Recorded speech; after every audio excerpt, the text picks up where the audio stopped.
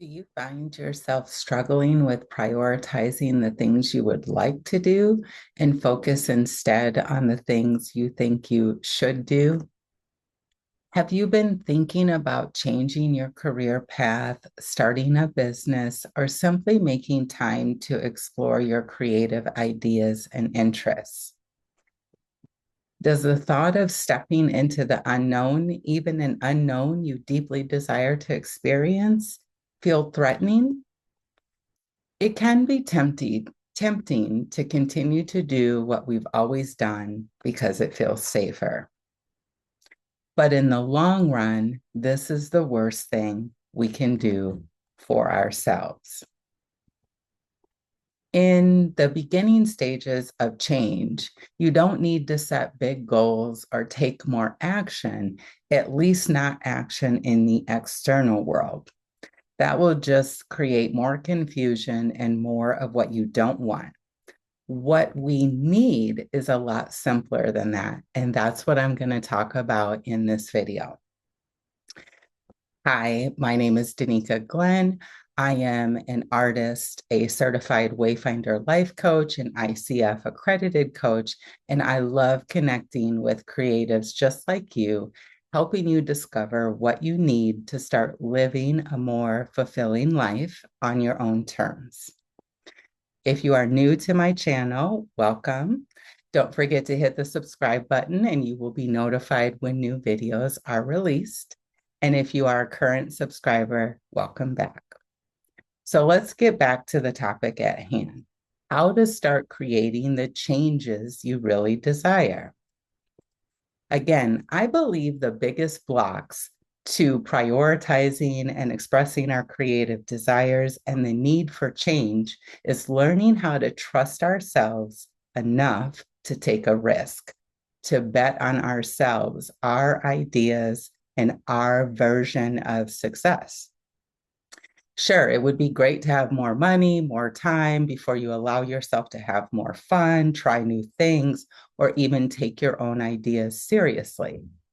But the real work in the beginning stages of change is internal. It's about learning how to develop the mental and emotional safety within ourselves to take a risk. This is just a nice way of saying self-love, self-acceptance, and self-respect. The lack of internal safety is what keeps us from finding out what we are truly capable of creating. So how exactly do you create a sense of internal safety? We create it by deciding to trust ourselves above all else, by honoring what we know and what we really want. I want to share a story with you about my own experience during the beginning of my own creative journey. So back in 2011, I was doing The Artist's Way for the first time. And for those of you who don't know, it's a fabulous book. It's a 12-week program that helps all creatives get unblocked and lead more joyful lives. The book is written by Julia Cameron, and it is one of those books that has changed my life, and I recommend it all the time. So anyway, I was doing the book, The Artist's Way, and I had been doing some of the exercises for a few weeks. And I remember having this clear revelation one day at home. I had been craving more fun, time to write. I thought about creating a podcast, but I had kept coming up with excuses and postponing what I really wanted to do, like have fun, forever. I told myself I didn't have the time, I didn't have the money to do what I really wanted to do. I had more responsible things to do, like clean my house and complete every task on my never-ending to-do list. All I did back then was work on everything except what truly mattered to me because I was afraid. I didn't know I was afraid at the time. I was just doing what I thought I had to do to be successful, loved, and good. And being the good girl ran my life back then.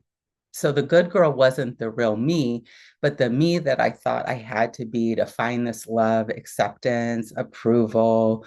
The good girl, found time to meet everyone else's needs, but she didn't make time to explore her own creative desires and ambitions. The good girl version of me was more concerned with what other people thought instead of valuing my own thoughts and feelings. So that moment of clarity back in 2011 allowed me to see for the very first time the connection between how I felt and what was happening in my external world. I was not in harmony with myself. I had been living a lie by trying to be the good girl because I thought that's what I had to do. It never dawned on me until that day how much destruction I was actually creating in my own life by living by the good girl's rules. These deeply held unconscious rules had trapped me in relationships that were draining and depleting. It had stifled my creativity and self expression. And it kept me stuck in other destructive habits like over shopping and being overly involved in other people's lives. These unconscious rules about who I had to be were also on display all over my house in the form of photos hanging with people I didn't really like and a closet filled with clothes that I thought I had to wear in order to feel like I had made it or that I was successful. So, flashback to that moment in my house that day, it gave me the first real glimpse and understanding of what it meant to be free. Freedom that comes from being self aware. I had been engaging in all sorts of destructive behaviors to get love and approval and be responsible, but it never dawned on me to question what being responsible meant to me. I had been living by other people's rules, expectations, and values instead of taking the time to clarify and define my own. And because I had been doing that without conscious thought or deliberate choice for years, I didn't think it was safe to like be myself. I also didn't think I had many other options to experience anything different than what I had already known.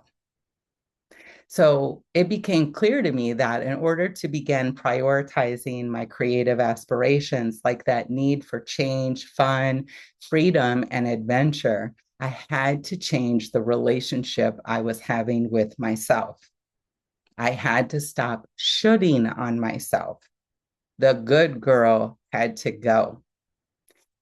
And I had to stop judging myself for wanting a different life than those around me. I had to stop judging myself for telling others no so I could say yes to myself. I had to stop telling myself that I was being selfish or that my creative ambitions were silly or unrealistic. I had to let go of perfectionism if I wanted to write and learn how to make beautiful things. I also had to learn how to let go of the negative self talk and replace it with more affirming and loving words that honored my creative spirit and my true values. So once I started to let go of who I thought I had to be, I created the space for the real me to show up. And this is where internal safety comes from, knowing and honoring what is true for you. This is the foundation of self trust, self confidence, and the courage to take risks. Let me say that again. And the courage to take the risks you must take in order to become who you are meant to be. And yes, it will feel uncomfortable. Yes, it might upset other people, especially if you have been living by their rules or values. And yes, it's a scary thing to do And it's the only way to truly be free, free to make the choices about how you want to spend your time on this earth and doing the things that matter most to you, the things you feel called to do. Those of you who are watching this video, you know what you are called to do deep down. So, as long as we are living our lives by someone else's rules that are not in harmony with our souls, we will never be happy or truly fulfilled, right? So, back to those beginning stages of change. What are you doing? What's most important? The most important thing is learning how to create the space to notice and unlearn the negative thoughts and behaviors that prevent you from hearing and honoring the wisdom of your soul, your intuition, your higher self, your creative self, talking about the same thing here. So I want to leave you with a few questions to deepen your own ability to take risk on your own behalf. Question number one, where is being the good girl ruining your life? What areas of your life are you shoulding on yourself? What do you not want to do? And then what do you really want to do? And finally, what is the one thing you could do or can do to honor what you know?